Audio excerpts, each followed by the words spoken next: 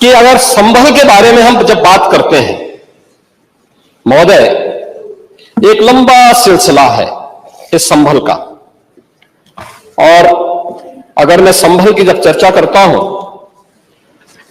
तो संभल में कैसे माहौल खराब किया गया वहां पे। ये संभल में दंगों का जो इतिहास है 1947 से ही प्रारंभ होता है। 1947 में एक मौत होती है, 1948 में 6 लोग मारे जाते हैं, 1958 में भी दंगा होता है, 1962 में भी दंगा होता है, 1976 में भी 5 लोगों की मौत वहां पर हुई थी, और 1978 में 184 हिंदुओं को सामूहिक रूप से जला दिया गया था। 184 हिंदुओं को हत्या हुई थी, हिंदुओं की हत्या हुई थी और जलाया भी गया था, और 184 हिंदू मारे गए थे वहां। 184। मैं वही तो कह रहा हूं ना, आप उस सच को स्वीकार नहीं करेंगे, आप उस सच्चाई को स्वीकार नहीं करेंगे, और लगातार कई महीनों तक वहां कर्फ्यू था। 1980 में फिर दंगा हुआ था, एक मृत्यु हुई। 1982 में फिर दंगा हुआ, एक मृत्यु हुई। 1986 में 4 लोग मारे गए, और 1990 फिर 1992 में 5 मौतें हुई, 1996 में 2 मौतें हुई। ये लगातार इस सिलसिला चलता रहा 1947 से लेकर के अब तक। 209 हिंदुओं की निर्मम हत्या वहां हुई है संभल के अंदर, 209 हिंदुओं की, और एक भी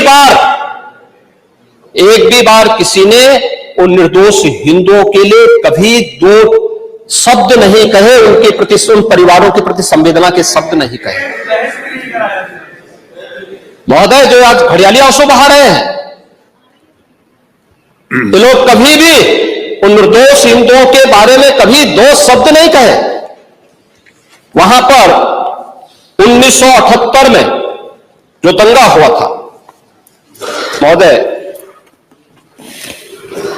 किस प्रकार की स्थिति थी। एक वैश्य जिसने सबको उधार दे रखा था पैसा, और उस बात को मानता था कि साहब मैं तो सबको पैसा देता हूं, मेरे यहां तो सब व्यवसाय के साथ जुड़े हुए हैं। अगल बगल के हिंदू दंगा होने के बाद उनके घर में इकट्ठे होते हैं। इकट्ठा होने के बाद उनको घेर लिया जाता है। घेरने के बाद वो बोलते हैं, भाई आप हमें क्यों घेर रहे हैं।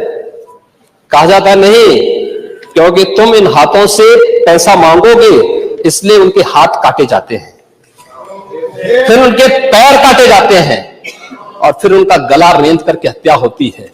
ये लोग सौहार्द की बात करते हैं, शर्म नहीं आती इन लोगों को सौहार्द के बारे में चर्चा करने की।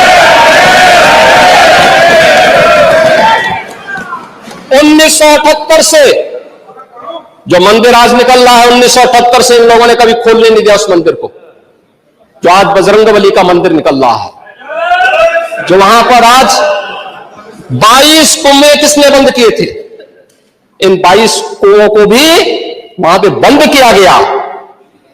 और वहां का माहौल इतना तनावपूर्ण किसने बनाया था, ये पत्थरबाज कौन थे। एक भी गिरफ्तारी बिना साक्ष्य के नहीं हो रही है।